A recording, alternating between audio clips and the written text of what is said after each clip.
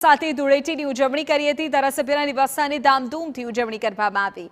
ઢોલ નગારા સાથે ધૂળેટીના રંગે રંગાયા। ધૂળેટીના રંગો વચ્ચે રાજકીય રંગ પર બોલતા હીરા સોલંકીએ કહ્યું કે આગામી દિવસોમાં બધા ચૂંટણીના રંગે રંગાશે।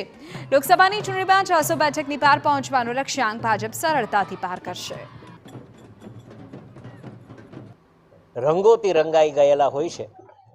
જે રીતે આખું ગામ રંગોથી રંગાઈ ગયા છે, એ જ રીતે આવતા દિવસોમાં ચૂંટણીમાં પણ રંગાઈ જવાના છે, એમાં કોઈ શંકાને સ્થાન નથી। અબ કી બાર 400 પારના નારા સાથે યશસ્વી વડાપ્રધાન નરેન્દ્રભાઈ મોદીજીએ જે લક્ષ્ય આપ્યું છે, એ લક્ષ્યને પૂરું કરવા માટે ગુજરાત રાજ્ય થનગની રહ્યું છે।